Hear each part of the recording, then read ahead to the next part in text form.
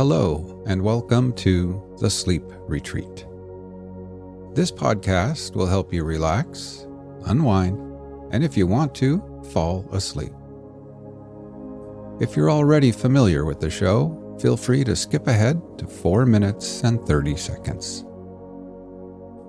If you're new to using a podcast to relax or fall asleep, here is why they work.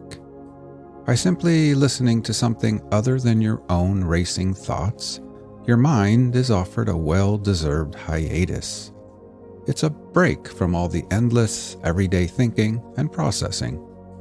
And it's all delivered in the form of a moderately captivating narrative, something interesting enough to hold your mind's attention, but also gentle and bland enough to lull you to sleep. Here at the Sleep Retreat, we offer a unique and creative listener experience delivered to you in 2 seamless stages. The first stage is something we call the tuck-in. During this approximately 10-minute segment, I'll be engaging your dreamy imagination and setting you down into an immersive, serene, comfortable space, a place far, far away, perfect for dozing off. And along the way, I'll guide you with simple things you can do to further relax and prepare for pending sleep. After this stage, when we are all tucked in and comfy in this make-believe lullaby land, it's time for the next stage, the drift-off. The drift-off is when we transition together into that sleepy state of slumber. First, we are guided by the somewhat interesting, yet also delightfully monotonous narration of this week's episode, often delivered in the style of an old AM radio or other lo-fi experience. After approximately 45 minutes, the narration concludes, transitioning seamlessly into a 30-minute or longer segment featuring nothing but the continued ambient sounds from our peaceful lullaby land.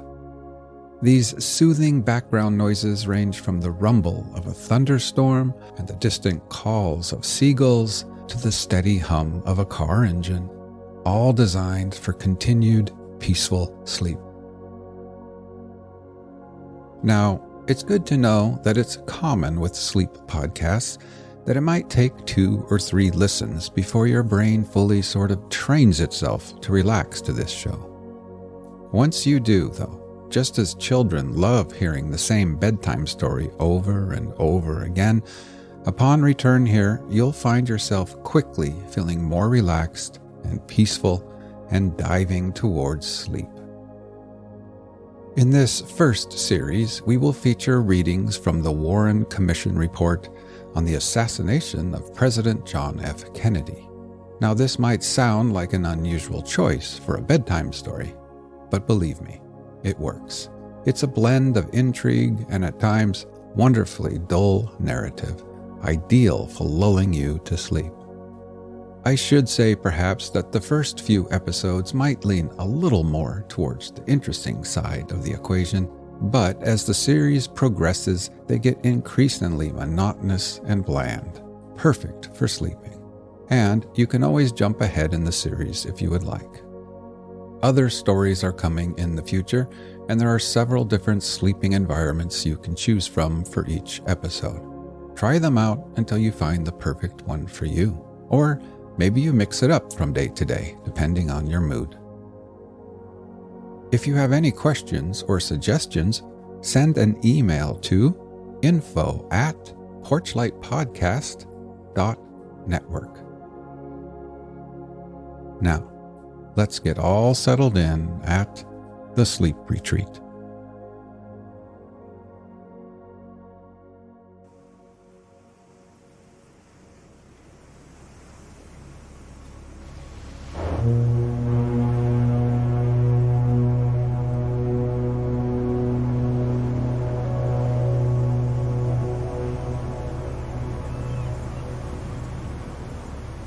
Okay, let's drift off to sleep. Today you'll be listening and dozing off on a warm afternoon at Grandma and Grandpa's at Gull Harbor.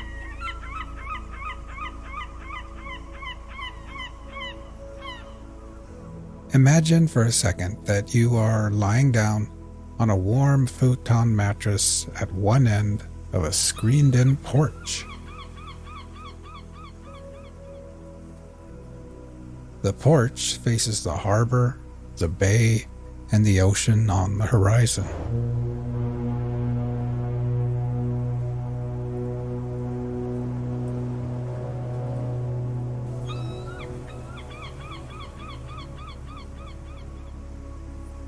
The mattress is nestled into a corner and is part of a cozy little reading nook prepared just for kids.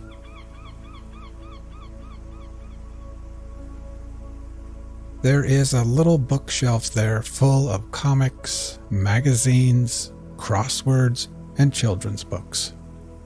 There are new books and worn-out books. The Hardy Boys, Nancy Drew, books about dinosaurs and horses and sea life, and all kinds of stories about kids getting into summer adventures together.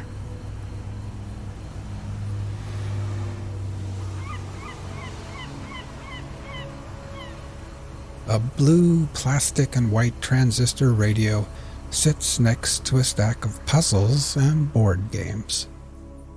A wooden box contains decks of playing cards, dice, jacks, and short little pencils that have been sharpened way too many times.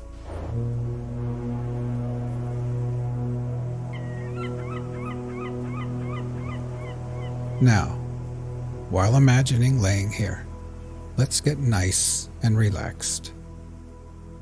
First, close your eyes and just become aware of your breathing, feeling your chest gently rise and fall again.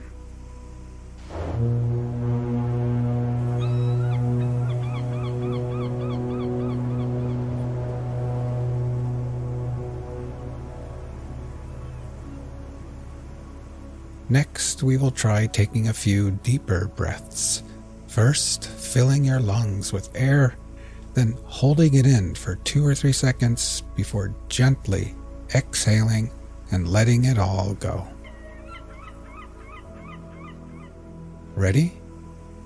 Breathe in deeply, hold for 3, 2, 1, and then exhale.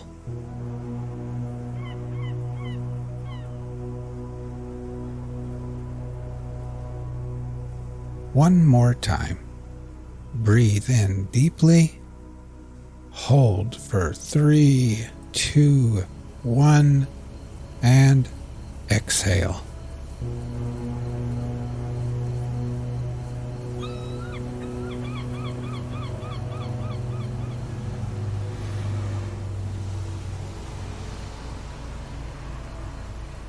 And try thinking to yourself, as I lay here at Gull Harbor, I can feel gravity's pull tugging me gently back towards Earth. With every exhale, I can feel my feet, my ankles, calves, knees, and my legs becoming heavier and more relaxed.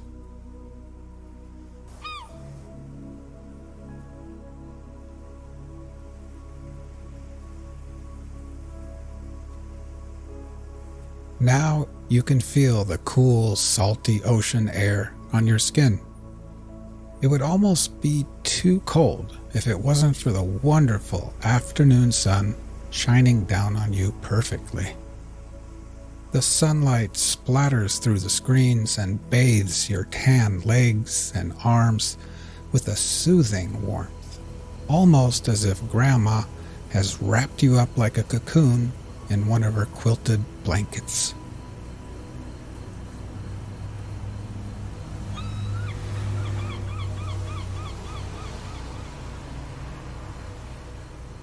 Inside the house, the TV is on, and you can hear Grandma and Grandpa moving around after lunch.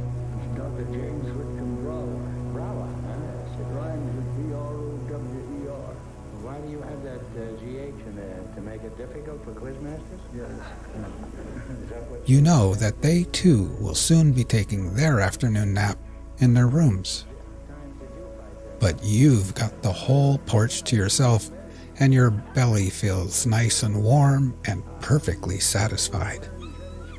Today, Grandma made clam chowder and grilled cheese sandwiches.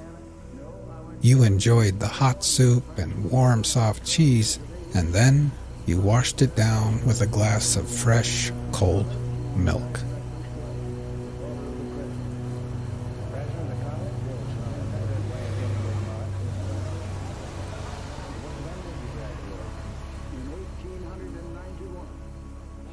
Now, try taking a few more deep breaths. First, filling your lungs with air, holding it there briefly before gently exhaling and letting it all go. Ready? Breathe in deeply, hold for 3, 2, 1, and then exhale.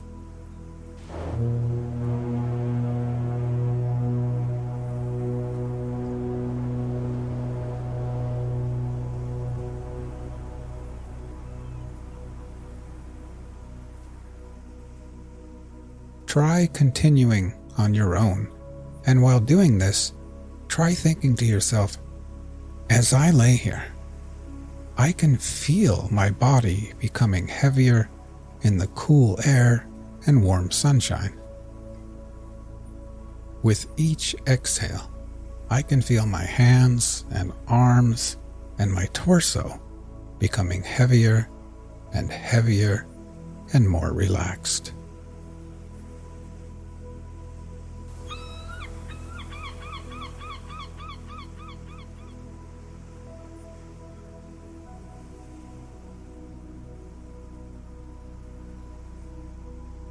You pull out a random book from the bookshelf. This one is called Summer Friends, and on the cover is a picture of a little girl in a red dress with white polka dots.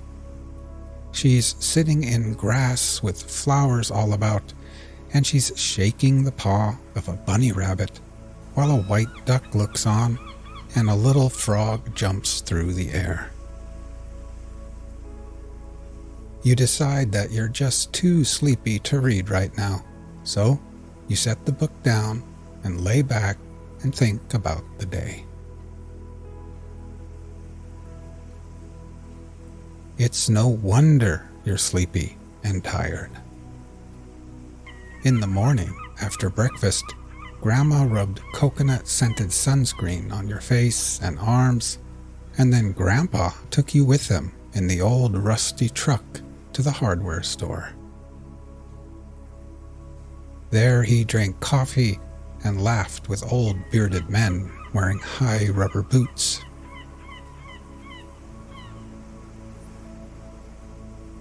Then you went with him to the docks at the harbor, where he showed you the best place to buy fresh clams, crab, and fish.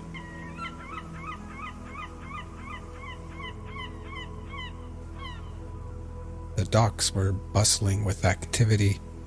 Wooden boats creaked against the tide, fishermen shouted to one another, and the air was thick with the scent of salt water, fresh fish, and diesel.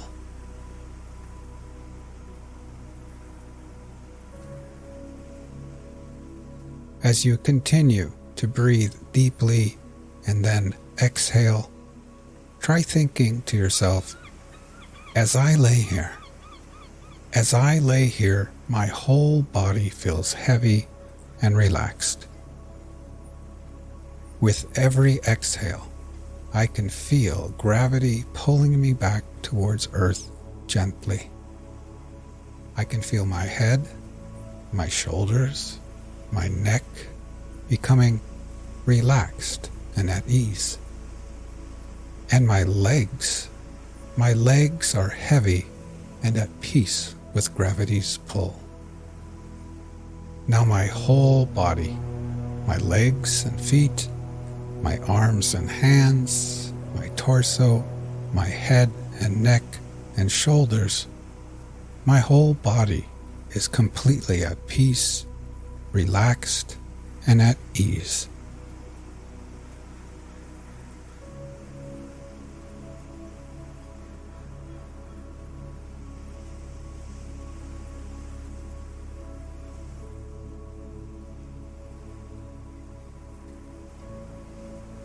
In the late morning, after coming back to the house with Grandpa, you had borrowed his binoculars and walked up Whalebone Hill, where you could see everything far and wide. The little town of Gull Harbor, the fishing boats and ships at sea, the car ferry full of tourists headed to the islands, the seagulls, and kids riding bikes and scooters along the streets below. Then, up on Whalebone Hill, you had finally flown your brand new kite, a beautiful purple kite with a long white tail. It climbed higher and higher and higher through the coastal winds, tugging on your tired arms like a heavy fish on the end of the line.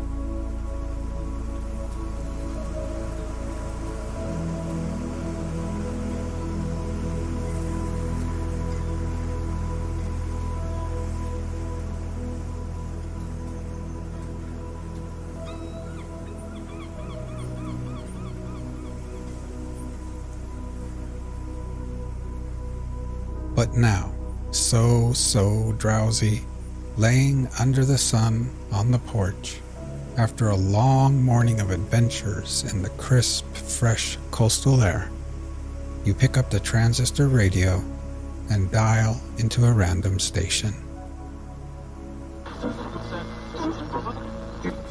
The exact time of the assassination was fixed by the testimony of 4 witnesses.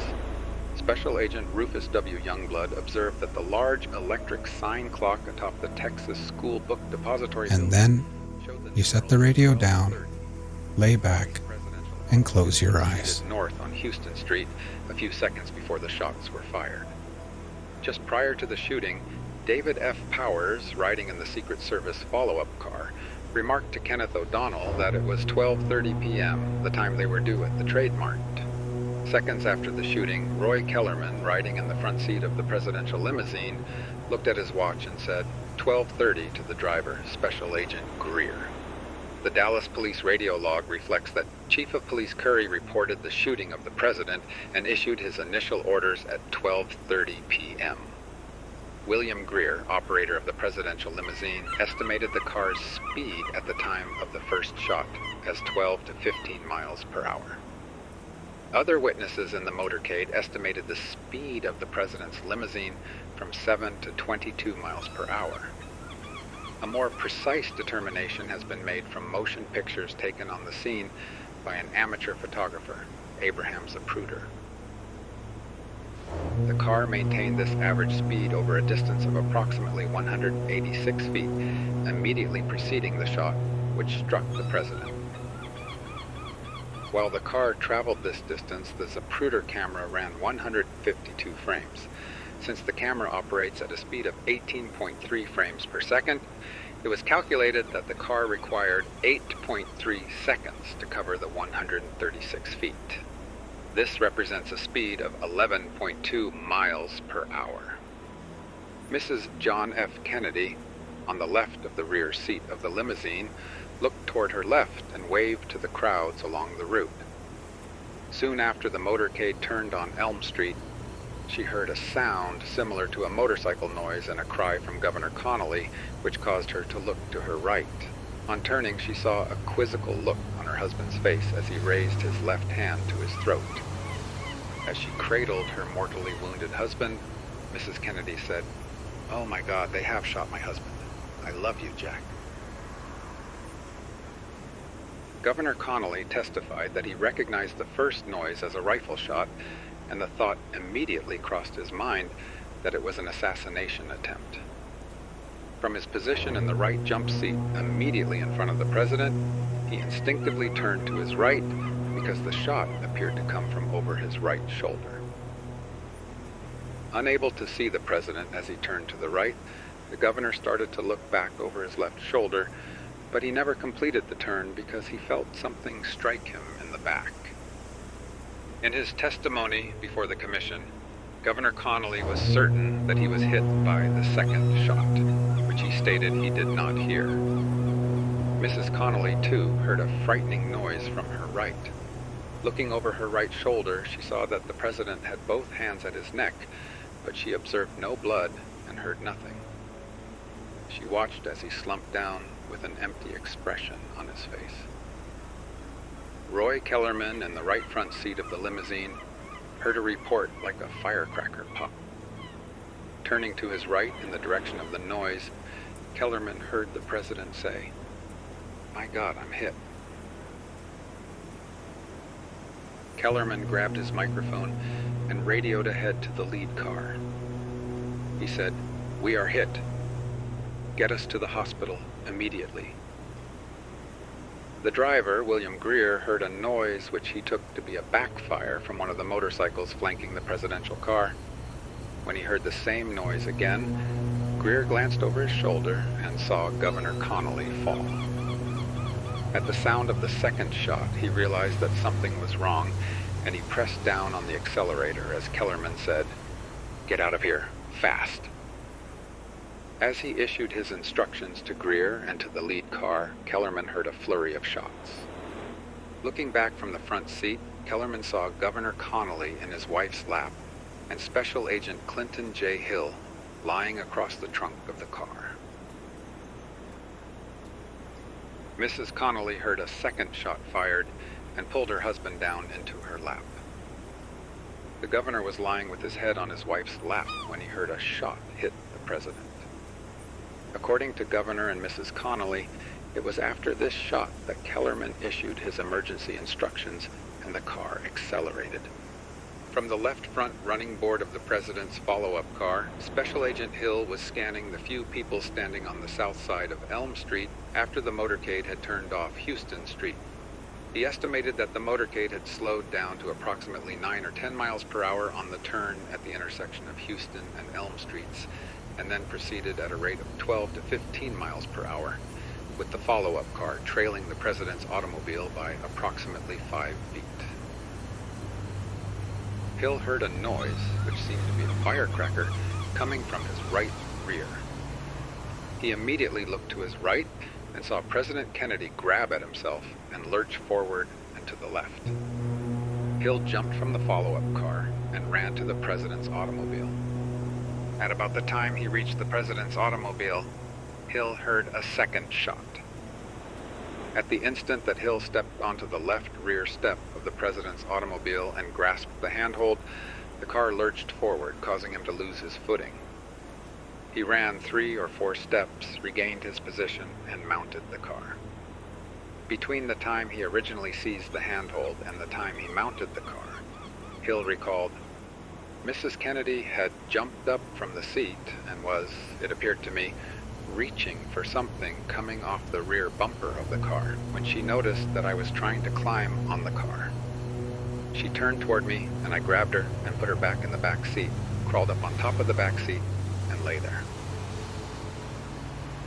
David Powers, who witnessed the scene from the president's follow-up car, stated that Mrs. Kennedy would probably have fallen off the rear end of the car and been killed if Agent Hill had not pushed her back into the presidential automobile.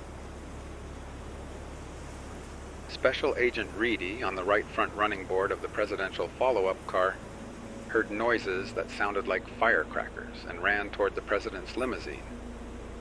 But he was immediately called back by Special Agent Emery Roberts, in charge of the follow-up car, who did not believe that he could reach the president's car at the speed it was then traveling. Special Agent George W. Hickey, in the rear seat of the presidential follow-up car, picked up and cocked an automatic rifle as he heard the last shot. At this point, the cars were speeding through the underpass and had left the scene of the shooting, but Hickey kept the automatic weapon ready as the car raced to the hospital. Most of the other Secret Service agents in the motorcade had drawn their sidearms. Roberts noticed that the vice president's car was approximately 1/2 block behind the presidential follow-up car at the time of the shooting and signaled for it to move in closer. Directing the security detail for the vice president from the right front seat of the vice presidential car, Special Agent Youngblood recalled. As we were beginning to go down this incline, all of a sudden there was an explosive noise. I quickly observed unnatural movement of crowds, like ducking or scattering, and quick movements in the presidential follow-up car. So I turned around and hit the vice president on the shoulder and hollered, "Get down," and then looked around again and saw more of this movement. And so I proceeded to go to the back seat and get on top of him. Youngblood was not positive that he was in the rear seat before the second shot, but thought it probable because of President Johnson's statement to that effect immediately after the assassination. President Johnson emphasized Youngblood's instantaneous reaction after the first shot. I was startled by the sharp report or explosion, but I had no time to speculate as to its origin, because Agent Youngblood turned in a flash, immediately after the first explosion, hitting me on the shoulder, and shouted to all of us in the back seat to get down. I was pushed down by Agent Youngblood. Almost in the same moment in which he hit or pushed me, he vaulted over the back seat and sat on me. I was bent over under the weight of Agent Youngblood's body toward Mrs. Johnson and Senator Yarborough. Clifton C. Carter, riding in the vice president's follow-up car a short distance behind, reported that Youngblood was in the rear seat, using his body to shield the vice president before the second and third shots were fired. Other Secret Service agents assigned to the motorcade remained at their posts during the race to the hospital. None stayed at the scene of the shooting, and none entered the Texas School Book Depository building at or immediately after the shooting. Secret Service procedure requires that each agent stay with the person being protected and not be diverted unless it is necessary to accomplish the protective assignment. Forrest Sorrells, special agent in charge of the Dallas office, was the first Secret Service agent to return to the scene of the assassination, approximately 20 or 25 minutes after the shots were fired.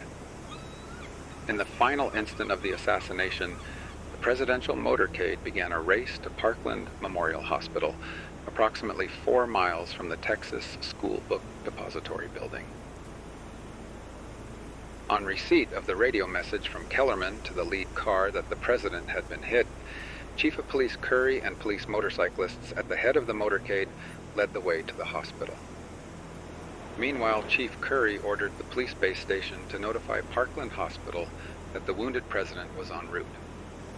The radio log of the Dallas Police Department shows that at 12:30 p.m., Chief Curry radioed, "Go to the hospital, Parkland Hospital, have them stand by." A moment later, Curry added, "Looks like the president has been hit. Have Parkland stand by." The base station replied, "They have been notified." Traveling at speeds estimated at times to be up to 70 or 80 miles per hour down the Stemmons Freeway and Harry Hines Boulevard, the presidential limousine arrived at the emergency entrance of the Parkland Hospital at about 12:35 p.m. Arriving almost simultaneously were the president's follow-up car, the vice president's automobile, and the vice president's follow-up car. Admiral Berkeley, the president's physician, arrived at the hospital between 3 and 5 minutes following the arrival of the president, since the riders in his car were not exactly aware what had happened, and the car went on to the Trade Mart first. When Parkland Hospital received the notification, the staff in the emergency area was alerted and trauma rooms 1 and 2 were prepared. These rooms were for the emergency treatment of acutely ill or injured patients. Although the first message mentioned an injury only to President Kennedy, 2 rooms were prepared. As the president's limousine sped toward the hospital, 12 doctors were present at the emergency area. Surgeons, Doctors Malcolm O. Perry, Charles R. Baxter, Robert N. McClelland, Ronald C. Jones, the chief neurologist, Dr. William Kemp Clark, 4 anesthesiologists, Doctors Marion T. Jenkins, Adolph H. Giesecke, Jr., Jackie H. Hunt, Gene C. Akin, urological surgeon, Dr. Paul C. Peters, an oral surgeon, Dr. Don T. Curtis, and a heart specialist, Dr. Fuad A. Bashur. Upon arriving at Parkland Hospital, Lawson jumped from the lead car and rushed into the emergency entrance, where he was met by hospital staff members wheeling stretchers out to the automobile. Special Agent Hill removed his suit jacket and covered the president's head and upper chest to prevent the taking of photographs. Governor Connolly, who had lost consciousness on the ride to the hospital, regained consciousness when the limousine stopped abruptly at the emergency entrance. Despite his serious wounds, Governor Connolly tried to get out of the way so that medical help could reach the president. Although he was reclining in his wife's arms, he lurched forward in an effort to stand upright and get out of the car, but he collapsed again. Then he experienced his first sensation of pain. The governor was lifted onto a stretcher and taken into Trauma Room 2. For a moment, Mrs. Kennedy refused to release the president, whom she held in her lap. But then Kellerman, Greer, and Lawson lifted the president onto a stretcher and pushed it into Trauma Room 1. The first physician to see the president at Parkland Hospital was Dr. Charles J. Carrico, a resident in general surgery. Dr. Carrico was in the emergency area, examining another patient when he was notified that President Kennedy was en route to the hospital.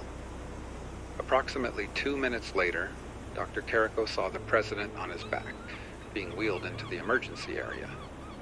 He noted that the president was blue-white or ashen in color, had slow, spasmodic, agonal respiration without any coordination, made no voluntary movements, had his eyes open with the pupils dilated without any reaction to light, evidenced no palpable pulse, and had a few chest sounds, which were thought to be heartbeats.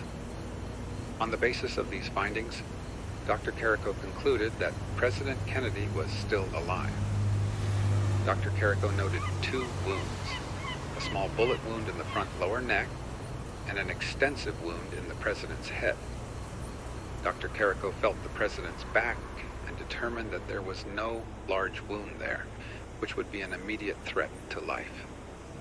Observing the serious problems presented by the head wound and inadequate respiration, Dr. Carrico directed his attention to improving the president's breathing. He noted contusions, hematoma to the right of the larynx, which was deviated slightly to the left, and also ragged tissue which indicated a tracheal injury. Dr. Carrico inserted a cuffed endotracheal tube past the injury, inflated the cuff, and connected it to a Bennett machine to assist in respiration. At that point, direction of the president's treatment was undertaken by Dr. Malcolm O. Perry, who arrived at Trauma Room 1 a few moments after the president. Dr. Perry noted the president's back brace as he felt for a femoral pulse, which he did not find. Observing that an effective airway had to be established if treatment was to be effective, Dr. Perry performed a tracheotomy, which required 3 to 5 minutes. While Dr. Perry was performing the tracheotomy, Drs. Carrico and Ronald Jones made cut-downs on the president's right leg and left arm to infuse blood and fluids into the circulatory system. Dr. Carrico treated the president's known adrenal insufficiency by administering hydrocortisone. Dr. Robert N. McClellan entered at that point and assisted Dr. Perry with the tracheotomy. Dr. Bashauer, Chief of Cardiology, Dr. Jenkins, Chief of Anesthesiology, and Dr. Giesecke then joined in the effort to revive the president. When Dr. Perry noted free air and blood in the president's chest cavity, he asked that chest tubes be inserted to allow for drainage of blood and air. Drs. Peters and Baxter initiated these procedures. As a result of the infusion of liquids through the cut-downs, the cardiac massage, and the airway, the doctors were able to maintain peripheral circulation as monitored at the neck artery and at the wrist. A femoral pulse was also detected in the president's leg. While these medical efforts were in progress, Dr. Clark noted some electrical activity on the cardio tachyscope attached to monitor the president's heart responses. In the absence of any neurological, muscular, or heart response, the doctors concluded that efforts to revive the president were hopeless. This was verified by Admiral Berkeley, the president's physician, who arrived at the hospital after emergency treatment was underway, and concluded that my direct services to him at that moment would have interfered with the action of the team which was in progress. At approximately 1 p.m., after last rites were administered to the president by Father Oscar L. Huber, Dr. Clark pronounced the president dead. The time was fixed at 1 p.m. as an approximation, since it was impossible to determine the precise moment when life left the president. President Kennedy could have survived the neck injury, but the head wound was fatal. From a medical viewpoint, President Kennedy was alive when he arrived at Parkland Hospital. The doctors observed that he had a heartbeat and was making some respiratory efforts, but his condition was hopeless, and the extraordinary efforts of the doctors to save him could not help but to have been unavailing. Since the Dallas doctors directed all their efforts to controlling the massive bleeding caused by the head wound and to reconstructing an airway to his lungs, the president remained on his back throughout his medical treatment at Parkland. When asked why he did not turn the president over, Dr. Carrico testified as follows. This man was in obvious extreme distress, and any more thorough inspection would have involved several minutes, considerable time, which at this juncture was not available. A thorough inspection would have involved washing and cleansing the back, and this is not practical in treating an acutely injured patient. You have to determine which things which are immediately life-threatening and cope with them before attempting to evaluate the full extent of the injuries. Did you ever have occasion to look at the president's back? No, sir.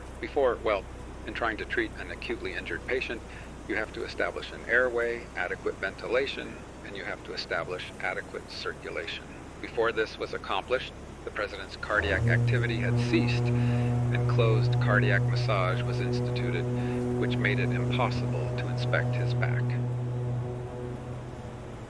Moreover, the Parkland doctors took no further action after the president had expired because they concluded that it was beyond the scope of their permissible duties. While one medical team tried to revive President Kennedy, a second performed a series of operations on the bullet wounds sustained by Governor Connolly. Governor Connolly was originally seen by Dr. Carrico and Dr. Richard Dulaney. While Dr. Carrico went on to attend the president, Dr. Dulaney stayed with the governor and was soon joined by several other doctors. At approximately 12:45 p.m., Dr. Robert Shaw, Chief of Thoracic Surgery, arrived at Trauma Room 2 to take charge of the care of Governor Connolly, whose major wound fell within Dr. Shaw's area of specialization. Governor Connolly had a large wound in the front of the right chest, which caused extreme pain and difficulty in breathing. Rubber tubes were inserted between the second and third ribs to expand the right lung, which had collapsed because of the opening in the chest wall. After Governor Connolly had been moved to the operating room, Dr. Shaw started the first operation by cutting away the edges of the wound on the front of the governor's chest and suturing the damaged lung and lacerated muscles. From approximately 4 p.m. to 4:50 p.m., Dr. Charles F. Gregory, Chief of Orthopedic Surgery, operated on the wounds of Governor Connolly's right wrist, assisted by Doctors William Osborne and John Parker. The wound on the back of the wrist was left partially open for draining, and the wound on the palm side was enlarged, cleansed, and closed. While the second operation was in progress, Dr. George T. Shires, assisted by Doctors Robert McClelland, Charles Baxter, and Ralph Don Patman, treated the gunshot wound in the left thigh. This punctuate missile wound, about 2/5 inch in diameter and located approximately 5 inches above the left knee, was cleansed and closed with sutures. But a small metallic fragment remained in the governor's leg. As President Kennedy and Governor Connally were being removed from the limousine onto stretchers, a protective circle of Secret Service agents surrounded Vice President and Mrs. Johnson and escorted them into Parkland Hospital through the emergency entrance. The agents moved a nurse and patient out of a nearby room, lowered the shades, and took emergency security measures to protect the Vice President. 2 men from the President's follow-up car were detailed to help protect the Vice President. An agent was stationed at the entrance to stop anyone who was not a member of the presidential party. U.S. Representatives Henry B. Gonzalez, Jack Brooks, Homer Thornberry, and Albert Thomas joined Clifton C. Carter and the group of special agents protecting the Vice President. On one occasion, Mrs. Johnson, accompanied by 2 Secret Service agents, left the room to see Mrs. Kennedy and Mrs. Connally. Concern that the Vice President might also be a target for assassination prompted the Secret Service agents to urge him to leave the hospital and return to Washington immediately. The Vice President decided to wait until he received definitive word of the President's condition. At approximately 1:20 p.m., Vice President Johnson was notified by O'Donnell that President Kennedy was dead. Special Agent Youngblood learned from Mrs. Johnson the location of her 2 daughters and made arrangements through Secret Service headquarters in Washington to provide them with protection immediately. When consulted by the Vice President, O'Donnell advised him to go to the airfield immediately and return to Washington. It was decided that the Vice President should return on the presidential plane rather than on the Vice Presidential plane because it had better communication equipment. The Vice President conferred with White House Assistant Press Secretary Malcolm Kilduff and decided that there would be no release of the news of the President's death until the Vice President had left the hospital. When told that Mrs. Kennedy refused to leave without the President's body, the Vice President said that he would not leave Dallas without her. On the recommendation of the Secret Service agents, Vice President Johnson decided to board the presidential airplane, Air Force One, and wait for Mrs. Kennedy and the President's body. Immediately after President Kennedy's stretcher was wheeled into Trauma Room 1, Secret Service agents took positions at the door of the small emergency room. A nurse was asked to identify hospital personnel and to tell everyone, except necessary medical staff members, to leave the emergency room. Other Secret Service agents posted themselves in the corridors and other areas near the emergency room. Special Agent Lawson made certain that the Dallas police kept the public and press away from the immediate area of the hospital. Agents Kellerman and Hill telephoned the head of the White House detail, Gerald A. Bain, to advise him of the assassination. The telephone line to Washington was kept open throughout the remainder of the stay at the hospital. Secret Service agents stationed at later stops on the President's itinerary of November 22nd were redeployed. Men at the Trade Mart were driven to Parkland Hospital in Dallas police cars. The Secret Service group awaiting the President in Austin were instructed to return to Washington. Meanwhile, the Secret Service agents in charge of security at Love Field started to make arrangements for departure. As soon as one of the agents learned of the shooting, he asked the officer in charge of the police detail at the airport to institute strict security measures for the presidential aircraft, the airport terminal, and the surrounding area. Secret Service agents working with police cleared the areas adjacent to the aircraft, including warehouses, other terminal buildings, and the neighboring parking lots of all people. When security arrangements at the airport were complete, the Secret Service made the necessary arrangements for the Vice President to leave the hospital. Unmarked police cars took the Vice President and Mrs. Johnson from Parkland Hospital to Love Field. Chief Curry drove one automobile occupied by Vice President Johnson, U.S. Representatives Thomas and Thornberry, and Special Agent Youngblood.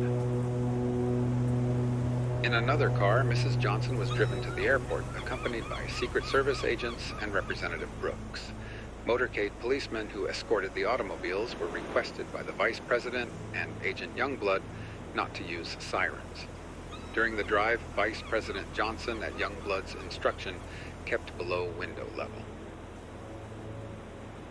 While the team of doctors at Parkland Hospital tried desperately to save the life of President Kennedy, Mrs. Kennedy alternated between watching them and waiting outside. After the president was pronounced dead, O'Donnell tried to persuade Mrs. Kennedy to leave the area, but she refused. She said that she intended to stay with her husband. A casket was obtained, and the president's body was prepared for removal. Before the body could be taken from the hospital, 2 Dallas officials informed members of the president's staff that the body could not be removed from the city until an autopsy was performed. Despite the protests of these officials, the casket was wheeled out of the hospital, placed in an ambulance, and transported to the airport shortly after 2 p.m. At approximately 2:15 p.m., the casket was loaded onto the rear of the presidential plane, where seats had been removed to make room. Concerned that the local officials might try to prevent the plane's departure, O'Donnell asked that the pilot take off immediately. He was informed that takeoff would be delayed until Vice President Johnson was sworn in. From the presidential airplane, the Vice President telephoned Attorney General Robert F. Kennedy, who advised that Mr. Johnson take the presidential oath of office before the plane left Dallas. Federal Judge Sarah T. Hughes hastened to the plane to administer the oath. Members of the presidential and vice presidential parties filled the central compartment of the plane to witness the swearing in. At 2:38 p.m., Lyndon B. Johnson took the oath of office as the 36th President of the United States. Mrs. Kennedy and Mrs. Johnson stood at the side of the new president as he took the oath of office. 9 minutes later, the presidential airplane departed for Washington, D.C. On the return flight, Mrs. Kennedy sat with David Powers, Kenneth O'Donnell, and Lawrence O'Brien. At 5:58 p.m. EST, Air Force One landed at Andrews AFB, where President Kennedy had begun his last trip only 31 hours before. Detailed security arrangements had been made by radio from the president's plane on the return flight. The public had been excluded from the base, and only government officials and the press were permitted near the landing area. Upon arrival, President Johnson made a brief statement over television and radio. President and Mrs. Johnson were flown by helicopter to the White House, from where Mrs. Johnson was driven to her residence under Secret Service escort. The president then walked to the executive office building, where he worked until 9 p.m.